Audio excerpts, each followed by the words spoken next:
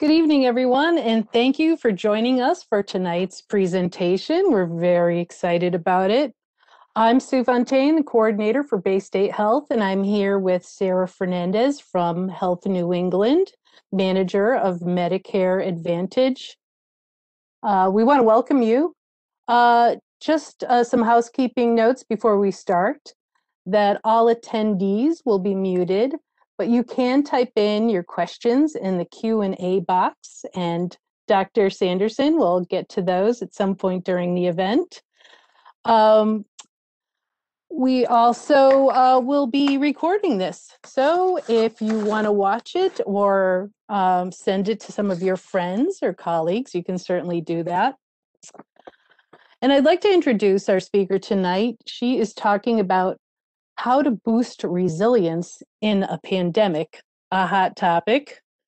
Catherine Sanderson is the Polar Family Professor and Chair of Psychology at Amherst College.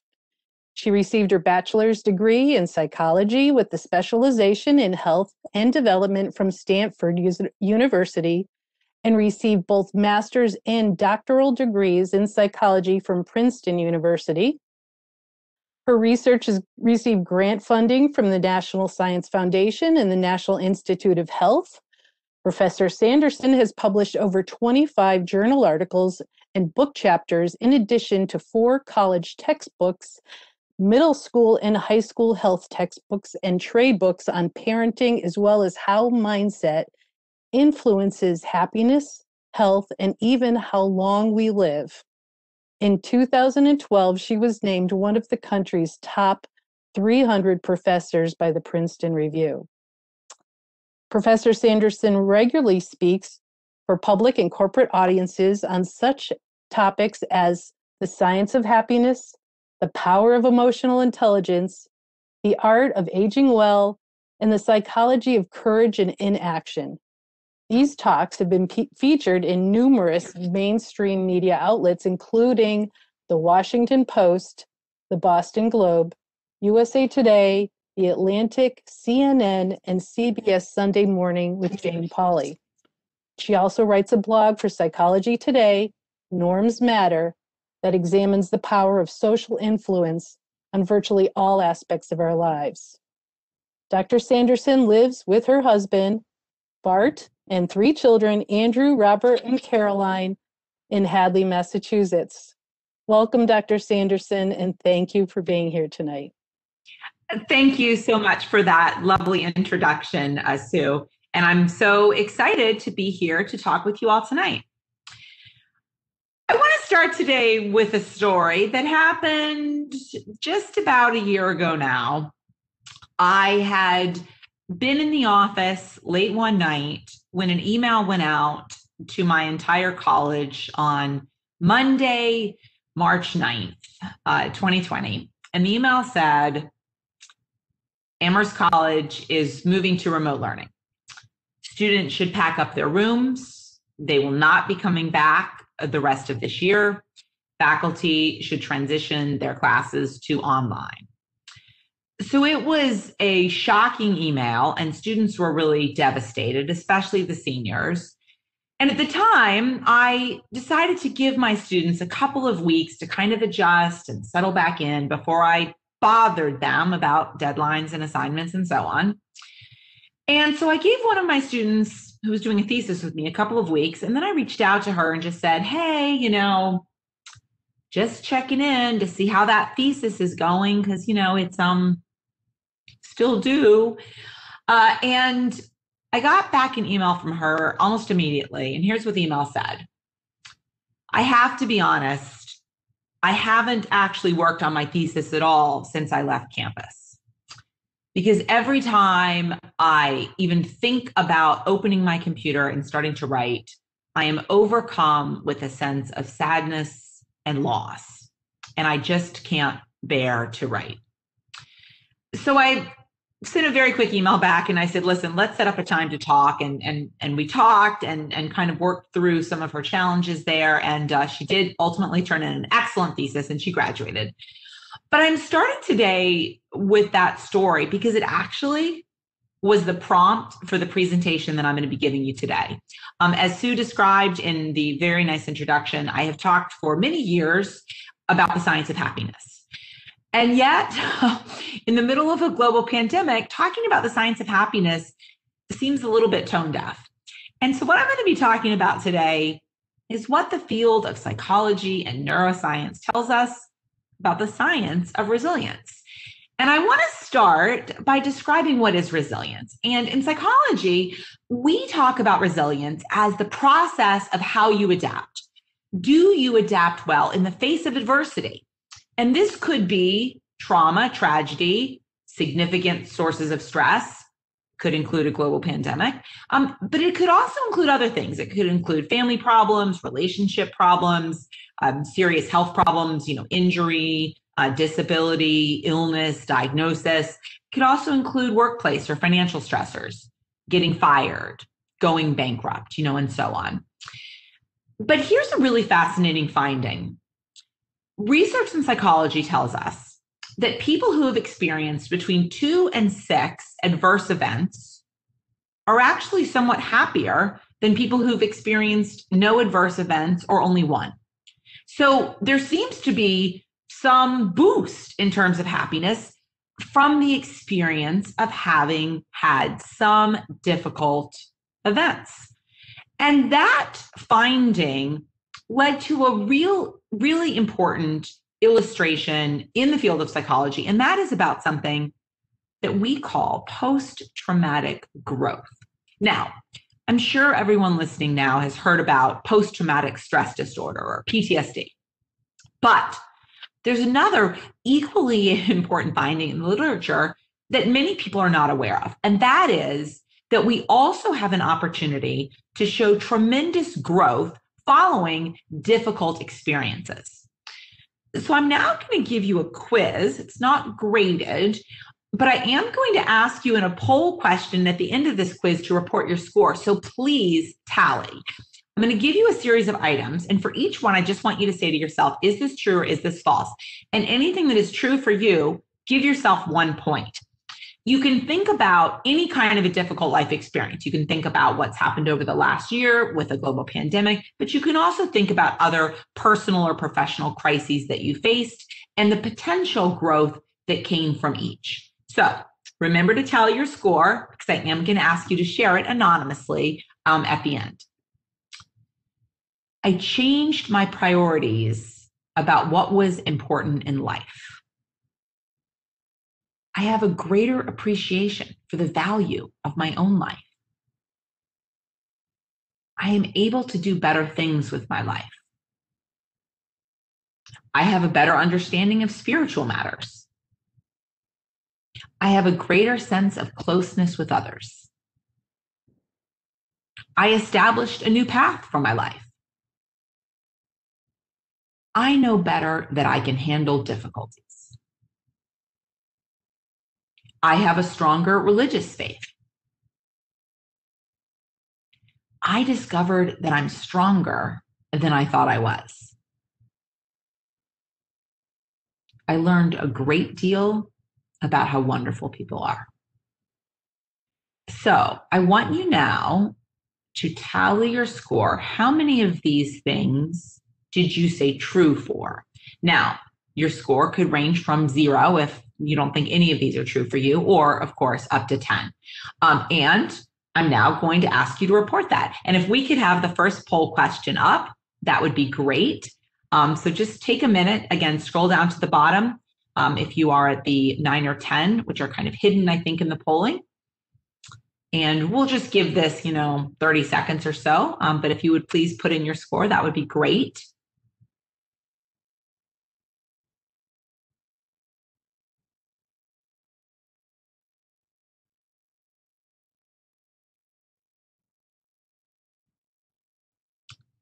So how are we doing on percentage of people? Are we good? It's 65, 68, still a couple of people working on it. Great, excellent. All right. So when we get to, 80% or something, if the numbers are still coming in, when they slow down, we can stop it and then share. Okay, we're counting down to a full minute, so maybe we'll call it at a minute. Good. All right, get your vote in if you haven't voted yet.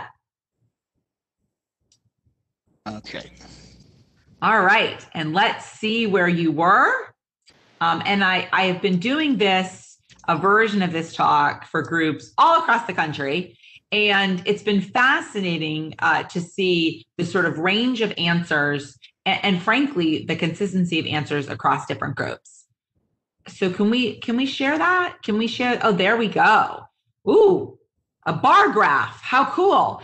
So what you can see here in terms of people's responses is you can see, in fact, there we go. If you pull all the way down, I'm not sure if that works for everybody. If you pull all the way down, there in fact are many people that are sort of at 7, 8, 9, 10, about 12% of people in each of those. So that's an illustration of the sense to which many people have experienced some kind of post-traumatic growth from undergoing difficult experiences. And again, when I've been doing this across the country, the sort of most typical answers are sort of 6, 7, 8. And that's really showing quite a lot of post-traumatic growth. It's also important to remember that there is a huge range, that some people really aren't experiencing much at all, and some people are more at like 9 or 10. So here's a really important question. What leads to post-traumatic growth? What is so good about experiencing adverse events? And basically, the research points to 3 distinct things that really seem to change after people have experienced some kind of adversity. So the first, adversity enhances small joys. So there's a scale in psychology that describes how much you tend to savor experiences. So if I were to give you a big bar of chocolate, you might cut a piece off, put it in your mouth, chew it down, swallow it, and be done. Or you might savor it. You might break off a little tiny piece. You might smell that wonderful aroma. You might put it right on your tongue and have that taste waft over your taste buds. You might slowly swallow it and enjoy it and so on. And what the research shows is that people who have undergone some adversity overwhelmingly show a greater appreciation for the small joys and small moments in daily life. So experiencing some adversity really seems to pay off in terms of recognizing that the little moments, small joys in daily life can be very pleasurable. That all of a sudden went remote, met on a Tuesday morning starting at 8:30. And when students came to see me at 8:30, which for college students is like very early, they never looked very happy to see me. They would look pretty disheveled. They would often have like baseball hats on and, be, just rolled out of bed clearly. And none of them looked particularly happy to see me or to be in the room. And after my school went virtual, I heard from so many students who were like, I miss seeing you. I miss sitting in that classroom. I miss seeing everybody live. And all of a sudden they had a new appreciation for the small benefits of being in person. And my hope is that this pandemic, once things return to normal, my hope is that people will appreciate the small joys of daily life, whether that's for me getting to teach without wearing a mask, which will be great. But for many people, it might be sitting in a restaurant inside. It might be seeing grandparents or grandchildren. It might be the small moments of daily life, getting to see friends and neighbors and colleagues in person instead of, via technology. So these are all experiences that we took for granted pre-COVID. And I'm hoping that during difficult times, like the last year, we all will eventually emerge having a greater appreciation for the small moments of daily life. So that's one finding. 2, diversity builds compassion. I'm sure everyone here, given where this talk is, recognizes this iconic photo from the Boston Marathon bombings. As you remember, 2 bombs went off. Many people ran, hid, were terrified that more bombs were going to occur. But one man, the man in the cowboy hat, did something unusual. He rushed to help a stranger, even though he had no idea if other bombs were going to go off. And he probably saved this young man's life, this young man had been severely injured. Bomb had gone off right by his legs. His legs were destroyed. And yet the man in the cowboy hat applied quick pressure, got him help, and probably saved his life. So when reporters later asked the man in the cowboy hat, why did you rush? Why did you rush in to help instead of running to save your life? This is what he said. I've lost 2 sons. He lost one son to war. Another son died by suicide. And what he says is, I just didn't want anyone else to go through that. I didn't want anyone else to go through that.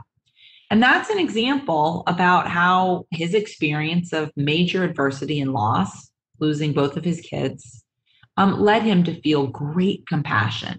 So instead of running to protect himself, he felt great compassion for people who are injured, and he stepped forward, even at potential risk to his own life. 3, adversity builds resilience.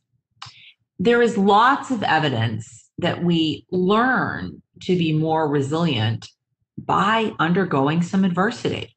That basically undergoing some adversity gives us strategies and opportunities to practice coping.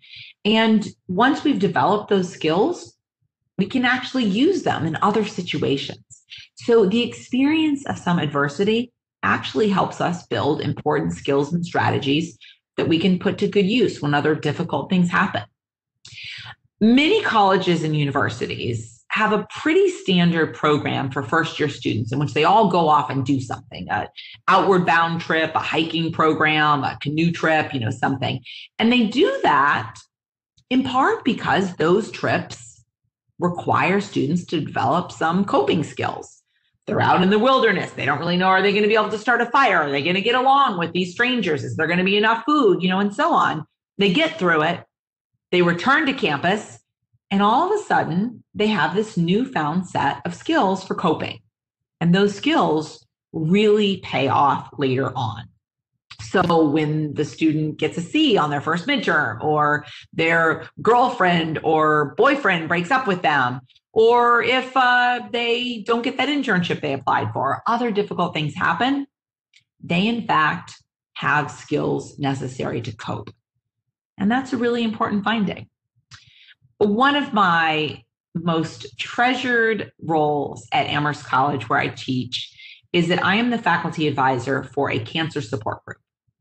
And these are students who have had their lives touched by cancer in some way. Some of these students are currently in remission from their own cancer treatment. Other students have lost parents or siblings to cancer, and still other students have parents who are currently battling cancer. So this group, pre-COVID, used to meet once a month in my living room. We've now, of course, been meeting by Zoom. But what was fascinating to me is in our very first ever, remote cancer support group meeting, these students were pretty much okay. They were like, yeah, remote learning, it's not that bad. My lacrosse season getting canceled, it's not that bad. And here's why. They've been through worse.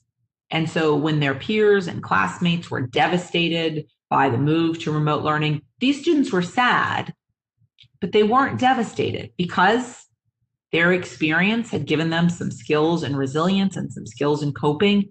And therefore, their college moving to remote learning was decidedly not the worst thing that had ever happened to them. So I've talked about what post-traumatic growth is, how we get it, and I've talked about 3 very consistent findings in the literature. People who have experienced adversity have a greater appreciation for the small joys of daily life. They have more compassion for people around them, and they also have developed important skills and coping strategies that make them more resilient when other difficult things happen. And I now want to turn to what I think is the most important part of my talk, and that is, okay, what are some strategies that we can all use to find happiness even in the midst of adversity, such as what we're experiencing right now? But these strategies also apply in all sorts of other situations in which we experience any kind of adversity. So basically, what do? So there's a wonderful quote by author Elizabeth Gilbert that talks about the power of effort. And what I like about it is it gives us control. It puts happiness within reach for all of us based on our own efforts. And here's the quote. Happiness is the consequence of personal effort. You fight for it, strive for it, insist upon it, and sometimes even travel around the world looking for it. You have to participate relentlessly in the manifestations of your own blessing. To achieve a state of happiness, you must never become lax about maintaining it. You must make a mighty effort to keep swimming upward into that happiness forever, to stay afloat on top of it.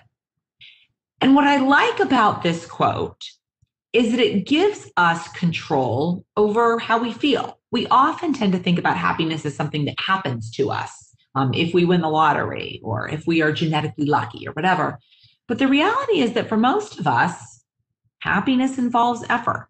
It involves deciding that you deserve to be happy, that you want to be happy, and giving you tools and strategies you can use to find that happiness.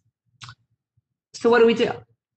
Well, one, this is one of my favorites, avoid comparisons. And this one, I think, is really difficult for many people who might, in fact, feel perfectly happy about their own lives, and then they start comparing their lives to other people around them, and that all of a sudden makes them feel worse somehow. Here's a wonderful cartoon that speaks to this. I do count my blessings, but then I end up counting those of others who have more and better blessings, and that pisses me off.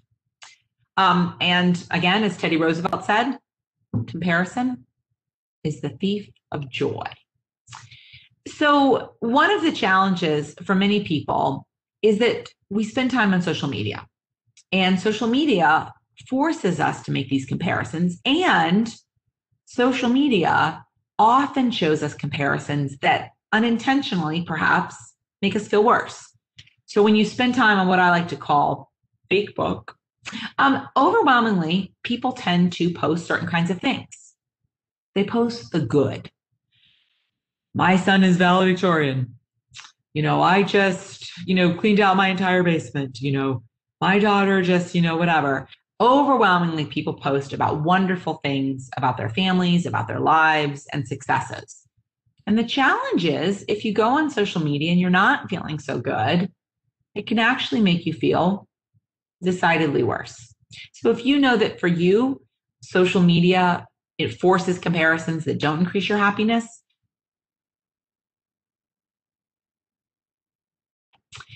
and certainly keep in mind that what other people are posting is not a perfect autobiographical rendition of their life, but it's actually a very skewed view. It's what they're choosing to present. We know that fostering wellness is a really essential part of finding happiness. Wellness is good for physical well-being. It's also good for psychological well-being. And what's wonderful about wellness is it can take different forms. So my advice is not, you have to do this. My advice is figuring out what part of physical wellness speaks to you and feels good. And there's so many different things you can do. So walking outside, ideally with a friend, that's a great thing to do. Getting enough sleep can seem really simple, and yet for many people, getting enough sleep and getting good sleep is really hard. Meditation. If you don't already meditate, meditating is cheap, it's easy, and fascinating research in neuroscience has actually shown that the mere act of meditating changes a part of your brain that makes you more compassionate to other people. And I'm glad to talk more about that in the Q&A if people have specific questions. For many people, an important part of practicing wellness is actually developing spiritual beliefs or religious beliefs and connections. This could be attending a remote religious service. It could be praying. It could be reading the Bible. But for many people, religious beliefs can also be a really important part of wellness. So figure out what speaks to you in terms of different strategies of practicing physical wellness and make a point of doing those every day. My husband and I, throughout the pandemic, have been doing something which I actually love, and it's called the 6-minute workout. If you don't know what this is, you can Google it. There's like an app, but you can also just get a picture of it very easily. And what I love about this workout is, well, it's 6 minutes, hence the name. And what it is it's 12 different exercises that you do for 30 seconds each, and they're all exercising different parts of your body. So it's like jumping jacks, it's like push-ups, it's like wall sits and squats and sit-ups and whatever. But they're super short, 30 seconds each. There's 12 of them, and they work your entire body plus cardiovascular. And what's wonderful is no matter how much you don't like something, like for me, it's push-ups, it's only 30 seconds. And it's a wonderful way of staying active even without any equipment or going to a gym or even having like a jump rope or something. You need absolutely nothing. So again, figure out what works for you in terms of wellness and adopt that practice. 2, find purpose. For many people, this pandemic has been really hard because they don't have the regular sorts of things in their lives that would give them structure and purpose and meaning. This could be volunteer work. It could be physically going into the office with people. It could be doing things in your community or your neighborhood or with your family. That for many people, those avenues of finding purpose have been really cut off. And that can be really hard psychologically. So find different things that you can do safely during the pandemic and make a point of doing them. This could be organizing a closet. This is to remind me that my teenage daughter will be organizing her closet with me sometime in the next few weeks. She does not know that yet. For many people, as spring approaches finally in Massachusetts, this may be yard projects or gardening. It can be making a list of books you want to read and checking them off. I've just started a new one, which is fabulous.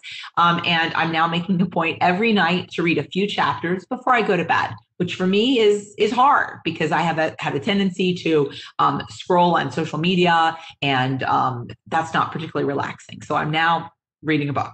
I also think that there's lots of evidence within psychology about the power of physically writing it down. So that image in the bottom right corner is not accidental. There's something tangible about physically writing something down that's a goal, that's on your to-do list and so on, and then crossing it off.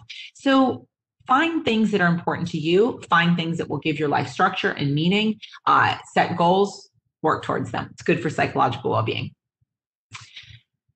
Give. And this is one of my favorites because here's what's wonderful about giving. Giving makes us feel good. Psychologically, giving makes us feel good physically, even in the brain. The map in your top left corner shows of all countries in the world, and every country that is colored in green, there's a positive correlation between charitable giving and happiness, meaning that people who give more to charitable organizations, so donating money, are actually happier. And as you can see here, every country that is colored green, there's a positive correlation.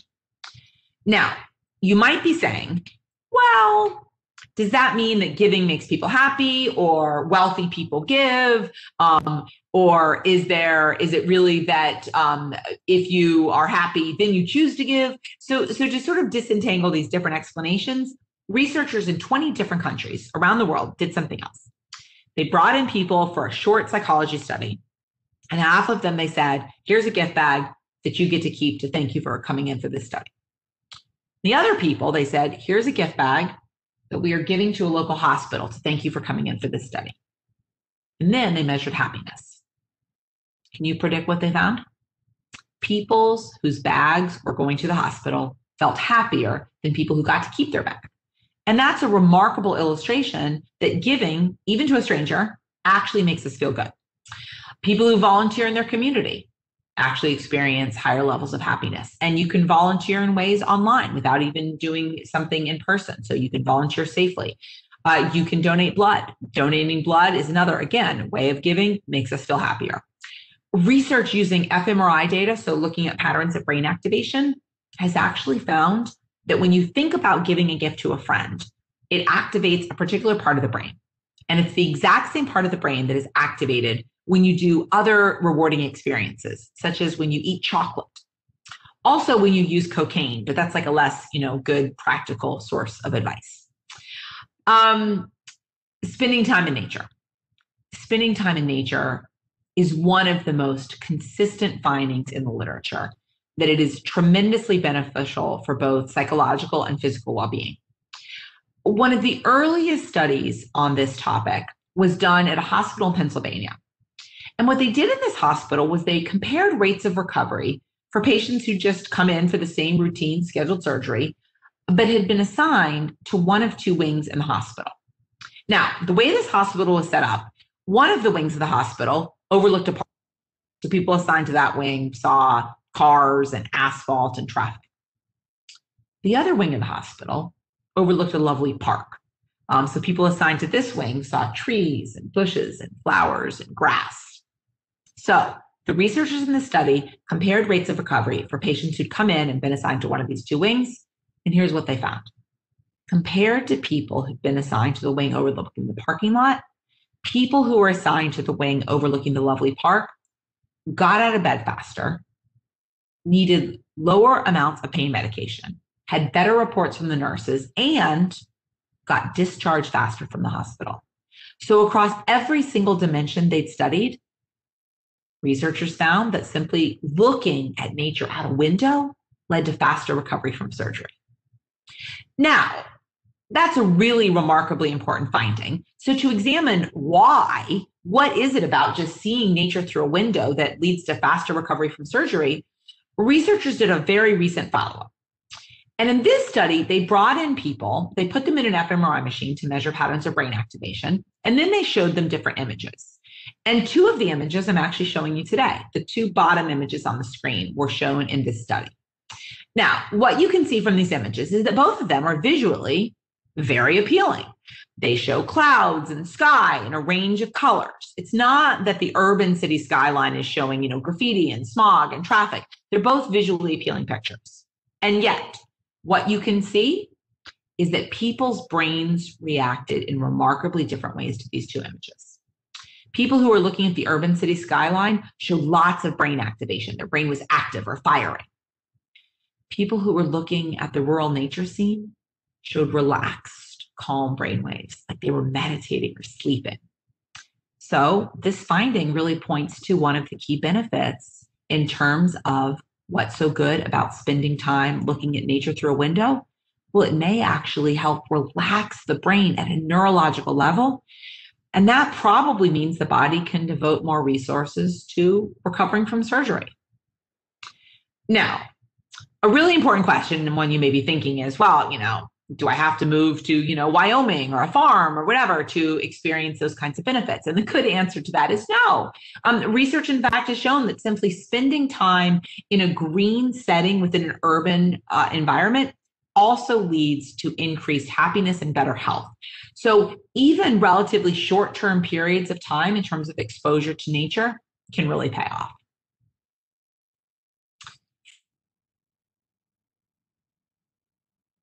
Connections. And I'm giving this one last because it's actually the most important. What research shows is that the single best predictor of our happiness is, in fact, the quality of our relationships. Building and maintaining connections really matters. Now, this can include lots of different things safely, even in a remote environment. Research has shown that people who have connections feel happier, also are healthier. So what do we know about the research? Well, one, as you can see in the bottom right of your screen, that graph, what that graph is showing is a link between age and happiness. And what this research shows is that people who are in their 70s and 80s are actually just as happy as people who are in their younger years. There's a U-shaped curve, what we call the U-shaped happiness curve. And what this study shows, and again, this finding has been replicated in multiple different countries, what this research shows is that people in their 70s and 80s experience high levels of happiness, but they do so for a very specific reason. They have fewer social relationships, but they have very high quality relationships. So basically, they're choosing quality over quantity. There's a wonderful Peanuts cartoon that speaks to this, and here's what the cartoon says. As we grow up, we learn it is less important to have lots of friends and more important to have real ones. And that pretty much is what the finding shows, that people in their older years have fewer relationships. They kind of get rid of the riffraff, but they have a smaller number of relationships with people who really care about them. And that is what predicts happiness. There are lots of things that we can do these days to find greater happiness, even in this virtual environment and even safely. Many people are doing Zoom family gatherings. My stepfather turned 85 in June, And we did a giant Zoom birthday call with his grandchildren, his children, all across the country, all across the world. It was not the same as being together in person, but it was a wonderful sense of connection. We shared stories, we shared photographs, we sang. And those are the kind of opportunities that are really important to take advantage of, even during this really hard time. I've been teaching remotely at Amherst College for just about a year now, and I started something new this fall that I have continued and that my students absolutely love. And here's what I do. At the beginning of every class, everybody goes around and says either a high or a low that they've had in the last week. And students share all sorts of things. So they'll share a high of, one of them recently shared a high of their grandmother getting her first vaccine, and they're looking forward to seeing her. Other students have shared highs of having birthday cake or seeing along a friend, going to a movie, again, outside, or so on. So they share all sorts of highs. They also share all sorts of lows, having a cockroach infestation, sometimes being in quarantine, sometimes having a lot of midterms they have to take. So we all go around, I start, and I'm doing that because I'm really trying to develop a sense of connection, even when people are living in this virtual world, all across the country, all across the world, trying to maintain connections. You might have heard about the tremendous interest in adopting animals from shelters and so on during this pandemic. And in fact, what the research shows is that there are particular benefits, especially for dog owners. Now, I want to be clear because I'm sure I'm going to get questions about this. Well, how about my, cat or ferret or goldfish or, whatever? It may be that other kinds of pets are also beneficial, but it's much harder to study those pets. So here's what research has shown about dog owners. People who stare into their dog's eyes experience an increase in a chemical in their brain called oxytocin. And oxytocin is often known as the bonding hormone or the nurturing hormone or the love hormone. It's exactly the same chemical that is elevated in women shortly after they give birth as a way of promoting bonding to the newborn baby. It's also a chemical that is elevated in all of us after we receive a consensual hug from someone we care about.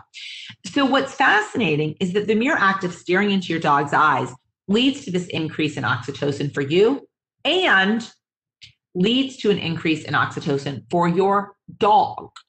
And so this is a remarkably important finding because what it tells us is that we can have strong relationships that make us feel good, even with our pets.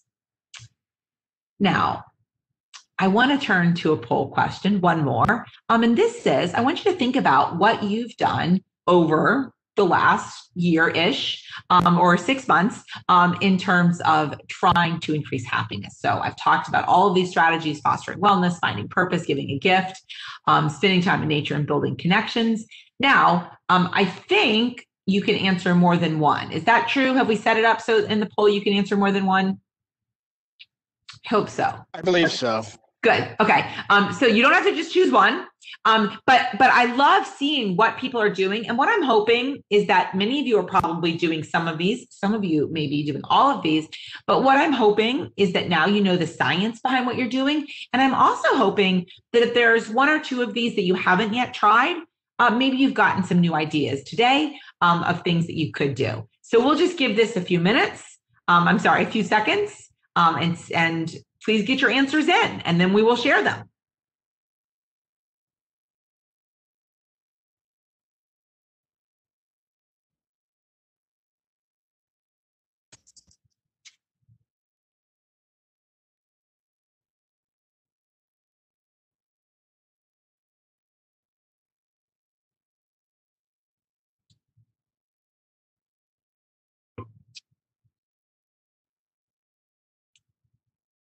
Now, how are we doing on percentage? All right, there we go. Excellent, excellent. So many people are in fact doing a variety of these. So the thing that people are doing most is spending time in nature. That's wonderful. And of course, I think we're all looking forward in Massachusetts to doing more and more of this in the as the spring and summer approach. I certainly am enjoying that. Many people are already working, of course, on all of the other ones as well. So that's excellent. And again, if some of these you are not already working on, this is a wonderful time to start. And finally, I want to make one last really important point. And that is that it's also really important to embrace healthy thoughts. And this can be really hard to do right now as we are facing down, coming up on just about a year of the pandemic. It can seem really hard to focus on what is good as we are all struggling in a variety of different ways. My daughter, who is 16, has not entered a physical school building in nearly a year now. My two sons at college are certainly not having, the regular college experience. And it's really easy to sort of focus on what is hard and what is difficult and when will things get back to normal. And yet, we all have the opportunity to try to embrace healthy thoughts. And I want to share with you one of my favorite quotes that speaks to this, and it's by Nelson Mandela. I am fundamentally an optimist. Whether that comes from nature or nurture, I cannot say. Part of being optimistic is keeping one's head pointed toward the sun, one's feet moving forward. There were many dark moments when my faith in humanity was sorely tested, but I would not and could not give myself up to despair. That way lays defeat and death. And this quote, I think, is so important for us all to keep in mind these days, that we can stay optimistic even during really hard times. And I want to end by sharing one final real-world example that really speaks to the ability that we all have to frame things in a more positive light, no matter our circumstances. And this is a story about a young man who was a sophomore, 19 years old at Princeton University a number of years ago. He was returning home very drunk to his dorm room one night at around 3 a.m. when he climbed on top of a little electric train, the train I have pictured here, on the edge of the Princeton campus. And he grabbed the two electric wires. He was severely electrocuted. A friend who was with him called 911. He was airlifted to a local hospital. He lived, but in the process, he lost both of his legs and one of his arms. This is a picture of him today. He underwent extensive surgery, physical therapy, plastic surgery, and so on, eventually returned to Princeton. And when he returned, he changed his major. He became pre-med, finished Princeton, applied to medical school, and today he's a doctor living and working in San Francisco.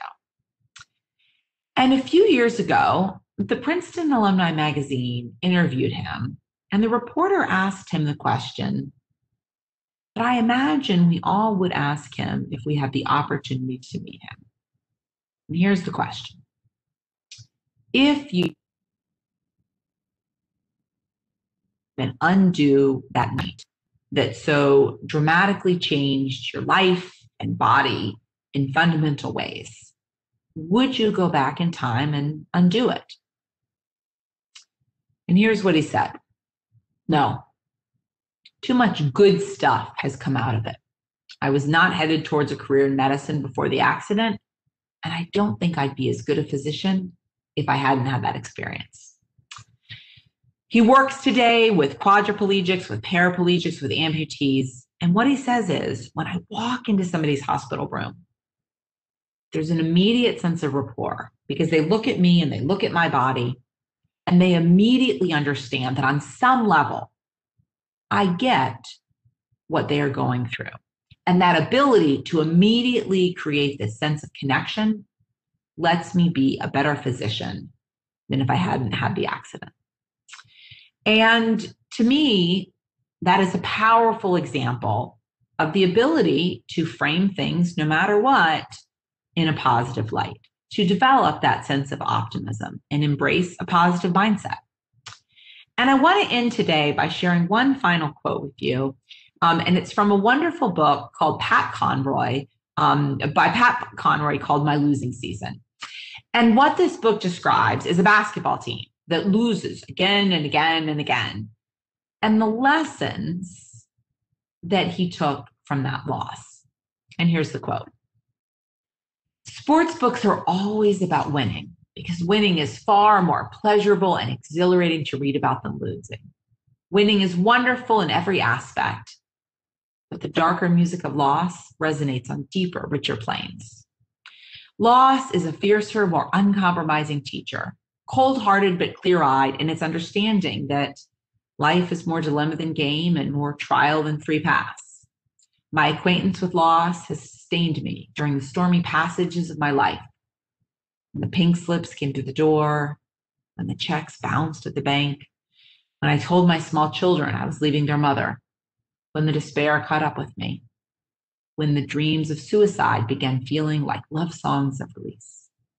Though I learned some things from the games we won that year, I learned much, much more from loss. And I like to end this talk with this quote, because the reality is we've all experienced a lot of loss over the last year. High school and college students have lost really special, treasured rituals of graduation or the prom or a sports season. Families have lost opportunities to celebrate at weddings or anniversaries or family reunions or long-awaited trips. Many, many people have experienced even more profound loss, the loss of a loved one. And so it's easy to focus right now on all that we have lost, but it's also possible for us to focus instead on the lessons of that loss. And one of the key lessons from the experience of loss is it can help us develop greater appreciation for the small joys of daily life, greater sense of compassion for other people, and more resilience. We're better able to face future challenges. So thank you all so much for listening today. I want to end giving you my email, which is casanderson@amherst.edu. And if anybody would like a copy for free of the slide deck to sort of reflect back on these messages, shoot me an email and I'm glad to send it to you. You can also watch a version of this talk, and I think this is also being recorded and you can watch later but other talks I've given as well on my website, sandersonspeaking.com.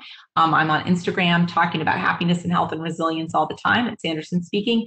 And for anyone who's really interested in the science and the studies and the research I described today, most of this is from my book, The Positive Shift, which is available everywhere, Audible and independent bookstores and Amazon and so on. I'm going to stop sharing my screen now so that we have a better chance of seeing each other and so on. But again, my website is sandersonspeaking.com, and you can reach me very easily there anytime. We're going to go to Q&A now, but sometimes people have a question that they don't want to put in a public-ish forum. And so it's totally fine if you send me an email through my website or privately later on as well. That's absolutely fine. Thank you so much for listening. And I am going to stop sharing my screen now, and I look forward to the questions. I think we're going to use the Q&A. True? Yes, I think we're going to use the Q&A box for people who have questions. And I will start by seeing if any have come in. I don't see any yet. Am I right? Am I right that there aren't any yet? That's right. Okay, just checking that I didn't miss something. Outstanding. Yeah, but if anyone has a question, it's totally fine to put it in that Q&A box. I'm glad to answer anything. And thank you all so much for listening today.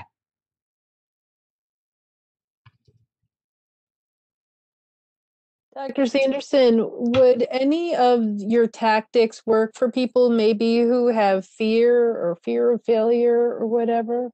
Yeah, that's such an important question. And so one thing that I really try to keep in mind, and I'm so glad that you asked that, is that the reality is happiness is not one size fits all. And it's really important to recognize that what works for one person may not work for somebody else. So periodically a person will say, well, I meditate and I love meditating, but I can't get my sister or my husband or my child to do it or whatever. And so what I think is important is for people to sort of think about the range of strategies that I've described and think about what feels right to them. So people who are afraid of failure in particular might sort of be hesitant about putting themselves out there. Maybe they don't want to offer to volunteer in case that doesn't seem like a good match or that feels a little bit risky in that sense. So finding other things that could be effective for you. For example, donating blood. for example, saying, I'm going to do a home improvement project that I feel sort of confident in doing in some way. It could be making a sort of low reach out to a friend, sending a text or an email, suggesting, getting together and going for a walk outside or something.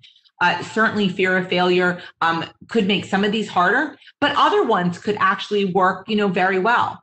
There's fascinating research that has looked at kids in particular that feel a little bit insecure or not so good at reading. And what they found is that for these kids, reading to a dog, literally reading a book aloud to a dog, gives the kids a sense of confidence and also doesn't set themselves up for failure because, of course, the dog isn't evaluating their reading ability. And so finding ways of creating opportunities for positive experiences is something that can be extraordinarily beneficial. Wonderful, wonderful question. Thank you for that. Yeah, that was great suggestions. Thank you for that.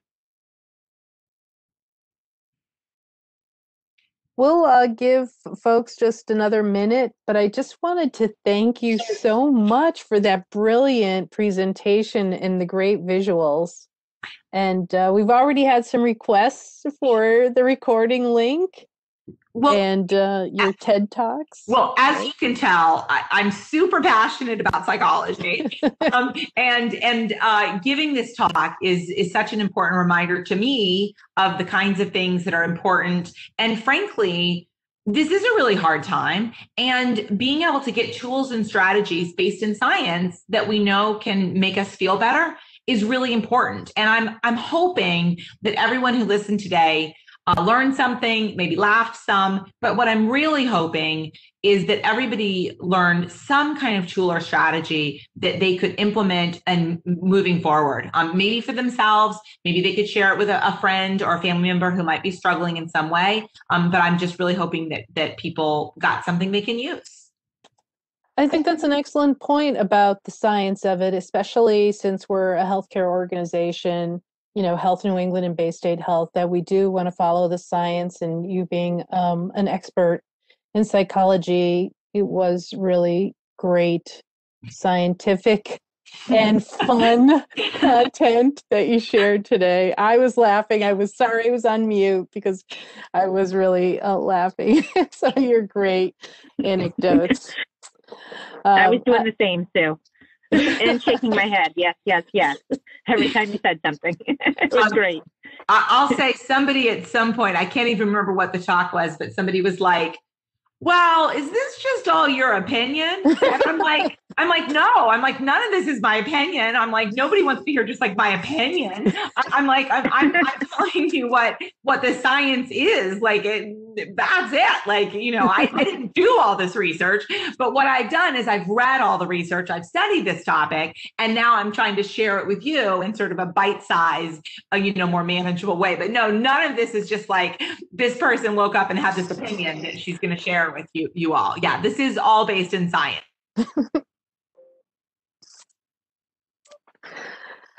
Well, thank you very much. And we look forward to your next event. So exciting in April, The Art of Aging, which is going to be a fun topic. Of course, I'm looking for the exact date right now, and I can't find it because I'm looking for it. I think it's the 14th, too. Oh, April the 14th. Okay, April 14th. Does that sound familiar? Yeah, that does sound familiar. And what I say about that talk is that I think we all aspire to age well, right? We all are aspiring to age well. So that will also be chock full of science and also practical strategies. Wonderful. Well, thank you very much for tonight. And we look forward to seeing you again on April 14th. Take care. Thank you for the invitation to talk. Stay safe, everyone.